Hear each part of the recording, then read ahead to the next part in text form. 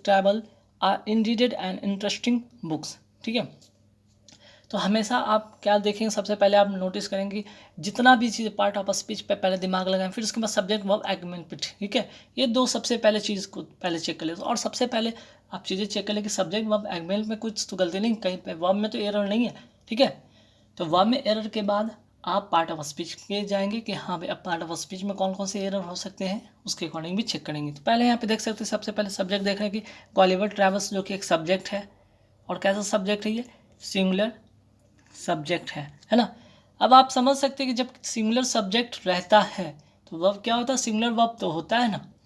Verb क्या होता है, ये क्या है आपका वर्ब है, और वर्ब क्या है यहाँ पे प्लोरल है, ये वर्ब क्या है प्लोरल है, जो कि गलत है ना। यहाँ पे क्या होना चाहिए था, इज होना चाहिए था। ठीक है, Gulliver's travel is indeed an interesting book. ठीक, चलिए, तो फर्स्ट क्वेश्चन में आपको एरर पता चल गया कि वर्ब से रिलेटेड एरर था।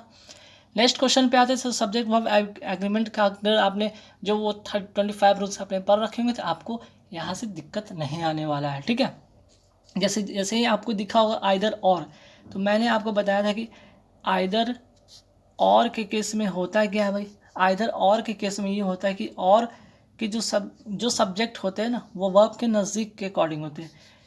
तो वर्ब के नज़दीक ये दिख रहे हैं, ठीक है, ये वर्ब के नज़दीक वाले सब्जेक्ट के अकॉर्डिंग होता है। ठीक है, आइदर और के केस में क्या होता है, वर्ब अपने सब्जेक्ट के अकॉर्डिंग होता है, और वो भी कौन सा सब्जेक्ट, जो अपने नज़दीक वाले सब्जेक्ट होते हैं, ना कि ये वाले सब्जेक्ट के अनुसार, बल्कि ये वाले सब्जेक्ट के अनुसार, ज्योति वाले सब्जेक्ट के अनुसार होगा। तो ज्योति क्या है यहाँ पे, ज्योति अगर हम बात करते हैं तो ज्योति यहाँ पे सिंगुलर सब्जेक्ट है, ये क्या सिंगुलर सब्जेक्ट है। अगर ये सिंगुलर सब्जेक्ट है तो वर्ब नहीं होगा ना, प्लूरल, हैव क्या प्लूरल वर्ब है, हमें क्या करना होगा, हैज़ करना होगा, ज्योति हैज़ डन द क्राइम। ठीक है, चलिए, तो सेकंड रूल में आपने सीखा कि सब्जेक्ट वर्ब एग्रीमेंट का रूल ये कहता है कि आइदर और के केस में और से जो जुड़ता है सब्जेक्ट उसके अकॉर्डिंग ही होता है, वहाँ पे वर्ब, या कह सकते हैं वर्ब के अपने नज़दीक वाले सब्जेक्ट के अनुसार होता है। दोनों तरह से आप इसको समझ सकते हैं। चलिए, ठीक है, नेक्स्ट क्वेश्चन पे आते हैं कि the streets are so wet it should have rain last night. एक तो पहले लास्ट नाइट यहाँ पे देखते हैं तो ठीक है, और सही है, पास्ट में है। अच्छा, आगे देखते हैं, the streets are so wet, street क्या है, काफ़ी हद तक गीला है। अगर गीला है तो जाहिर सी बात है ना, डेफिनेटली बात है, डेफिनेटली ये बात है कि बारिश तो हुई होगी। तो यहाँ पे शुड नहीं लगाएंगे, बल्कि क्या लगाएंगे, मस्ट लगाएंगे, क्योंकि मस्ट होता है बहुत ज़्यादा संभावना होता है। मस्ट कब होता है, बहुत ज़्यादा संभावना के सेंस में होता है मस्ट। ठीक है, तो the streets are so wet it must have rain last night. जैसे लास्ट नाइट में तो ये तो पता चला कि लास्ट नाइट में हुआ था बारिश, लेकिन वो संभावना काफ़ी ज़्यादा है। इससे ये क्यों, क्योंकि ये पता चला कि यहाँ पे ये चीज़ें गीला था, वो सब फर्श जो था क्या, रोड गया था वो गीला था। इससे ये साबित हो रहा है, इससे ये प्रूफ हो रहा है कि बारिश तो हुई थी। ठीक है, संभावना है। ठीक है, चलिए नेक्स्ट क्वेश्चन पे आते हैं। नेक्स्ट क्वेश्चन में बड़े मज़ेदार है, our vacation is between 12 May to June. सबसे पहले ध्यान रखिएगा बिटवीन का, और यहाँ पे टू का रिलेशन समझिए। बिटवीन का कंजंक्शन जो होता है वो एंड होता है। ठीक है, और अगर हम टू की बात करें तो फ्रॉम का कंजंक्शन होता है टू से, बिटवीन का होता है एंड से, फ्रॉम का होता है टू से। तो आप क्या करेंगे, आप vacation is between 12 May to ना होकर यहाँ पे क्या होगा, 12 मई एंड यहाँ पे करना होगा, क्योंकि इसके अकॉर्डिंग हम चलेंगे। बिटवीन के बाद एंड का होता है, तो बिटवीन के बाद हम एंड का यूज़ करेंगे। ठीक है, समझ में आया। फोर्थ क्वेश्चन में एक अलग रूल आपने सीखा। नेक्स्ट क्या है, नेक्स्ट आपको जो होगा, he is very angry on me. तो देखिए यहाँ पे प्रीपोजिशन बेस्ड एरर है, यहाँ पे क्या प्रीपोजिशन बेस्ड एरर है। और हमने आपको बताया था कि एंग्री के साथ क्या लगता है, एंग्री के साथ लगता है पर्सन, अगर हो तो वो विद लगता है, ऑन तो लगता नहीं है। तो आपने प्रीपोजिशन बेस्ड एरर सीख लिया, और ए पार्ट में यहाँ पे एरर है। ठीक है, आप विद का यूज़ करेंगे। नेक्स्ट क्वेश्चन क्या है, the social activist was murdered in cold blood. ठीक है, अब देखिए the social activist was murdered नहीं होना चाहिए, यहाँ पे क्या होना चाहिए, वह वॉज प्लस वर्ब का थर्ड फॉर्म लगाएंगे, क्योंकि इसे इस सेंटेंस को क्या है, एक पैसिव फॉर्मेशन में, ये क्या है पैसिव फॉर्मेशन, और पैसिव फॉर्मेशन में क्या होता है, वर्ब का थर्ड फॉर्म आता है। तो यहाँ पे क्या करेंगे, मर्डर्ड। ठीक है, चलिए नेक्स्ट क्वेश्चन पे आते हैं, the train will not start the train will not start until the guard will blow the whistle. देखिए जब कंडीशनल सेंटेंस की बात हम करने लगते हैं, ठीक है, जब हम कंडीशनल सेंटेंस की बात करें, कंडीशनल सेंटेंस की अगर हम बात करते हैं, ठीक है, तो कंडीशनल सेंटेंस से पहले वाला जो सेंटेंस होगा मीन्स की क्लॉज होगा वो तो आपका फ्यूचर में होगा, ठीक है, लेकिन इसके बाद जो होगा ना वो होगा प्रेजेंट इंडेफिनिट में, ठीक है, प्रेजेंट इंडेफिनिट में। तो यहाँ पे विल नहीं होगा, ठीक है, until the guard blows the, ठीक है, यहाँ पे आप क्या करेंगे, ब्लोज द विसल्स कर लेंगे, ब्लोज द विसल्स कर लेंगे, ठीक है।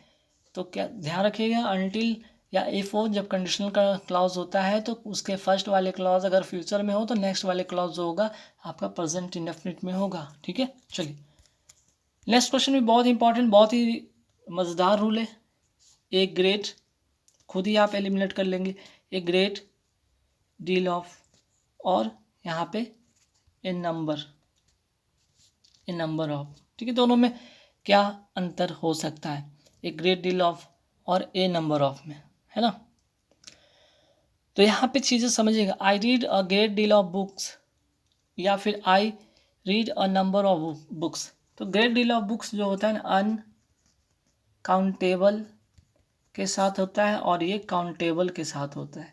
तो यहाँ पे बुक क्या आपका काउंटेबल है, तो काउंटेबल के लिए हम क्या यूज़ करेंगे, ए नंबर ऑफ बुक का यूज़ करेंगे, ठीक है, ए नंबर ऑफ बुक का यूज़ करेंगे, ठीक है। चलिए अब आते हैं फटाफट फिलर देखते हैं। फिलर में भी क्या है, जैसे ही पढ़ते हैं कि जेन इज़ एनॉयड, वो इसमें चार ऑप्शन है क्या होना चाहिए। जेन इज़ एनॉयड के साथ जो प्रीपोजिशन होता है एनॉयड, अनॉय प्लस विद होता है, ठीक है, प्रीपोजिशन। अब आप चेक कर ले यहाँ पे कौन सा होगा, सेकंड नंबर ऑप्शन इसका होगा बी, ठीक है। Next I am not angry you Paul. अब देखिए यहाँ पे फिर से पर्सन आया और एंग्री आया, तो एंग्री और पर्सन के लिए हम क्या यूज़ करते हैं, विद का यूज़ करते हैं, ठीक है। एंग्री के साथ हमेशा क्या यूज़ करते हैं, विद का यूज़ करते हैं जब पर्सन की बात करते हैं, तो जब हम पर्सन की बात करते हैं तो, ठीक है। चलिए नेक्स्ट क्वेश्चन पे आते हैं। नेक्स्ट क्वेश्चन क्या है, यहाँ पे आर्टिकल बेस्ड है, और आर्टिकल बेस्ड में क्या होगा, यहाँ पे जो इंडेफिनिट आर्टिकल होगा यहाँ पे यूज़ होगा, ऑस्ट्रेलियन के साथ इंडेफिनिट आर्टिकल का यूज़ होगा, लेकिन अब बात है कि कौन सा, ये तो होगा नहीं। अब तीन ऑप्शन तो बचते हैं। ऑस्ट्रेलियन ए अगर हम बात करें अ से शुरू होता है ना इसका, जब आप इसका साउंड स्टार्ट करते हैं, इसका साउंड चेक करते हैं, प्रोनाउंस करते हैं साउंड का, तो वॉवल साउंड आता है, क्या आता है, वॉवल साउंड आता है। वॉवल साउंड के लिए हम क्या यूज़ करते हैं, एन का यूज़ करते हैं। यूरोप का अगर हम बात करते हैं यूरोपियन, तो इसका जो साउंड होता है कैसा होता है, कॉन्सोनेंट साउंड है, कॉन्सोनेंट साउंड है, मीन्स कि य से शुरू होता है, तो ये क्या होगा, एन होगा और ए होगा, है ना, एन और ए, ठीक है। An Australian an European are there among the tourist, ठीक है, क्योंकि यहाँ पे मैंने बताया कि यहाँ पे इंडेफिनिट आर्टिकल होना है, और चूंकि ये वॉवल साउंड से स्टार्ट हो रहा है, ये कॉन्सोनेंट साउंड से स्टार्ट हो रहा है, तो कॉन्सोनेंट साउंड के पहले ए और वॉवल साउंड के पहले एन, ठीक है। चलिए नेक्स्ट क्वेश्चन क्या, I have been looking for an apartment and I finally found the dash one. अब पता है कि आप लुकिंग फॉर, लुक फॉर के यहाँ पे एक फ्रेजल वर्ब है, लुक फॉर क्या है आपका एक फ्रेज है जिसका मतलब होता है खोजना, टू सर्च। अब आप चीज़ें खोजेंगे अपने लिए, घर खोजेंगे या अपार्टमेंट खोजेंगे, एरी खोजेंगे, गुड करेंगे, चीप नहीं बल्कि परफेक्ट खोजेंगे, ठीक है। चलिए क्वेश्चन नंबर 13 पे आते हैं। तो देखिए क्वेश्चन नंबर 13 क्या है, the youth should believe dash God. तो बिलीव के साथ प्रीपोजिशन आप रट लें कि बिलीव के साथ इन होता है, ठीक है। चलिए नेक्स्ट क्वेश्चन है, he was born. He was born के साथ यहाँ पे प्रीपोजिशन होगा इन होगा, ठीक है। जब पेरेंट्स की बात होता है तो वहाँ पे ऑफ का यूज़ करते हैं, ऑफ के लिए हम पेरेंट्स का यूज़ करते हैं तब करते हैं, वरना अगर हम कोई प्लेस के लिए यूज़ करते हैं तो हम इन करते हैं, ठीक है। चलिए नेक्स्ट क्वेश्चन क्या है, his opponent launch a political dash against him. His opponent launch a political. अब पॉलिटिकल इसके सेंस में हम टायरेट का यूज़ करते हैं। टायरेट का मतलब होता है क्या भाई, ठीक है, टायरेट का मतलब क्या होता है कि भाषण के द्वारा आलोचना करना। टायरेट का मतलब क्या होता है, भाषण के द्वारा आलोचना करना, आलोचना करना, ठीक है। अगर रेजिमेंट की बात करें, रेजिमेंट का मतलब होता है नियम या कानून होता है, ठीक है, नियम या कानून की हम बात करें। रिगेल का मतलब क्या होता है भाई, रिगेल का मतलब होता है कहानी सुनाकर मनोरंजन करना, ठीक है, कहानी सुनाकर मनोरंजन करना, ठीक है। और इसका मतलब होता है रेमिशन का मतलब क्या होता है भाई, सजा या बीमारी में कमी, सजा या अगर बीमारी की बात करें उसमें कमी, ठीक है। चलिए नेक्स्ट क्वेश्चन पे आते हैं। अच्छा नेक्स्ट क्वेश्चन यहाँ से शुरू होगा अपोजिट वाला, ये तो फिलअप हो गया। अब यहाँ से अपोजिट, जैसे बैरन, बैरन का मतलब होता है क्या, बंजर, वैसा भूमि जहाँ पे खेती किया ना जा सके, उसका अपोजिट क्या होगा, फर्टाइल, जो जिसका मतलब होता है उपजाऊ, उपजाऊ, ठीक है, जहाँ पे खेती की जा सकती है। फैलो का मतलब क्या होता है, ऐसा खेत जिस पर खेती नहीं होती हो, ऐसा खेत, ऐसा खेत जिस पर क्या नहीं हो, जिस पर खेती नहीं हो, ठीक है। और फ्रीज का मतलब पता है कि फ्रीज का मतलब होता है बहुत ठंडा, बहुत ठंडा। और फेरस का मतलब होता है लौह, मीन्स कि लोहा के सेंस में। चलिए ठीक है, नेक्स्ट क्वेश्चन पे आते हैं हॉस्टिल। हॉस्टिल का मतलब होता है शत्रुता, ठीक है, या शत्रु जैसा, शत्रुता या शत्रु जैसा, ठीक है। इसका अपोजिट जो होगा मीनिंग वो क्या होगा, सिंपैथेटिक, ठीक है, वो मित्रता के व्यवहार के सेंस में होगा। बाकी आपको पता है। नेक्स्ट आगे बढ़ते हैं सवाल। पेरिल, पेरिल का मतलब क्या होता है, खतरा, पेरिल का मतलब होता है खतरा, और इसका अपोजिट होगा सेफ्टी, मतलब सुरक्षा, ठीक है। खतरा का उल्टा सुरक्षा। और बाकी मॉर्टल का मतलब मरणशील होता है, फैटल का मतलब नोट करना चाहे तो कर सकते हैं, घातक होता है, ठीक है। अब आते हैं यहाँ से साइनो देखेंगे, ठीक है। एब्सर्ड, एब्सर्ड का मतलब क्या होता है, बेतुका, बेढंगा। तो इसका अपोजिट क्या होगा, और सैनो है ना, तो रिडिकुलस होगा, इसका भी मतलब ये होता है बेतुका, बेढंगा, ठीक है। डिलीजेंट का मतलब होता है मेहनती, मेहनती। ब्रिक्स का मतलब क्या होता है, बहुत तेज, बहुत तेज, ठीक है। और कॉम्प्लेक्स मतलब उलझा हुआ। सॉलिटरी का मतलब होता है अकेला, सॉलिटरी का मतलब क्या होता है, अकेला। तो इसका जो ऑप्शन होगा करेक्ट वो होगा लोनली, का मतलब ये होता है अकेला, ठीक है। बाकी सब्टल का मतलब होता है सूक्ष्म, बहुत छोटा। सैड का मतलब उदासीन, और वॉलंटरी मतलब स्वेच्छा से काम करने वाला, ठीक है। आते पैसिफिक की बात करते हैं। पैसिफिक का मतलब क्या होता है, शांति प्रिय, शांति प्रिय व्यक्ति। इसका साइन होगा पीसफुल, पीसफुल का मतलब होता है शांति प्रिय। बाकी एक्सटेंसिव का मतलब होता है व्यापक या बड़े स्तर पे, ठीक है। चलिए नेक्स्ट क्वेश्चन पे आते हैं 22 पे। यहाँ से देखेंगे इडियम फ्रेज, जैसे कि यहाँ पे her mother saw through the excuse C gave, her mother saw is through the excuse C gave, जो उसने एक्सक्यूज दिया उसकी माँ क्या करी, सॉ थ्रू या सी थ्रू। सी थ्रू का मतलब होता है पता लगाना, एक फ्रेज है पता लगाना। तो पता लगाना के सेंस में यहाँ पे क्या होगा, डिटेक्टेड, ठीक है। Her mother detected the excuse C gave, जो उसने एक्सक्यूज दिया उसकी माँ उसके बारे में पता लगाई, ठीक। चलिए नेक्स्ट क्वेश्चन पे आते हैं। She has a bee in her bonnet, underline वाले का मतलब बताना है, a bee in her bonnet and can say anything. अगर हम बात करते हैं एनीथिंग, फैंक पर्सन एनीथिंग, एनीथिंग नहीं बोल सकते, बस क्रेजी पर्सन की बात करें, कोई ऐसा क्रेजी पर्सन हो सकता है कुछ भी बोल सकता है, ठीक है।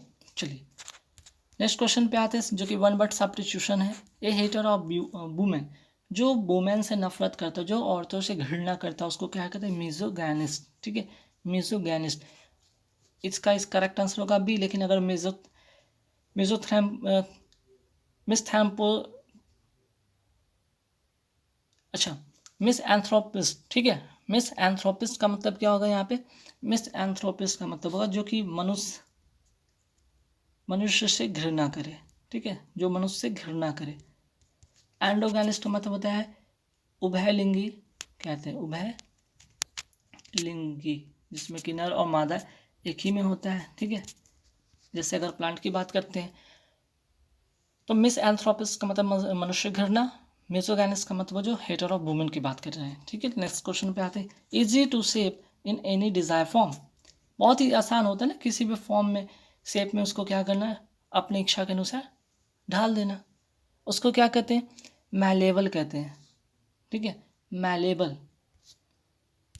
नेक्स्ट क्वेश्चन पे आते हैं। Amount of money demanded by kidnappers, ransom, बहुत बार आपने अगर मूवी देखा तो रैंसम के बारे में सुना होगा। अगर होनोरियम की बात करते हैं, वेतन के अलावा जो धन मिलता हो, वेतन के अलावा जो धन मिलता हो उसको कहते हैं होनोरेरियम, ठीक है। वेरी वेरी इंपॉर्टेंट क्वेश्चन, कई बार एग्जाम में भी आया है। नेक्स्ट क्वेश्चन पे आते हैं। Property inherited from once father और एंसेस्टर्स, जो कि उसके फादर या पूर्वजों से मिला है जो धन विरासत में उसे क्या कहते हैं, उसे कहते हैं पैट्रीमनी, उसे क्या कहते हैं पैट्रीमनी। और एलिमनी का मतलब है जब पति पत्नी का जब डाइवोर्स हो जाता है तो पत्नी को जो भी रकम मिलता है, जो भी पैसे मिलते हैं उसको कहते हैं एलिमनी, ठीक है। और वॉलंटरी का मतलब जो स्वेच्छा से काम करने वाला व्यक्ति होता है उसे कहते हैं, है ना। अब आते हैं ए मैट्रिस आर्मिटिस का मतलब क्या होता है, ठीक है। आर्मिस्टिस का मतलब होता है युद्ध विराम, इसका मतलब क्या होता है, युद्ध विराम। चलिए नेक्स्ट क्वेश्चन पे आते हैं, that which may be easily broken, इससे आसानी से तोड़ा जा सके, उसे कहते हैं ब्रिटन, मतलब कि भंगूर, जिसे आसानी से तोड़ा जा सके। इनडेस्ट्रक्टिबल का मतलब क्या होगा, इनडेस्ट्रक्टिबल का मतलब होगा अविनाशी, अविनाशी, जिसे नाश नहीं किया जा सकता, इनडेस्ट्रक्टिबल, ठीक है। रिवोकेबल का मतलब क्या होगा, रिवोकेबल का मतलब खंड करने, जिससे खंड किया जा सके। चलिए तो गाइस यहाँ पे कुल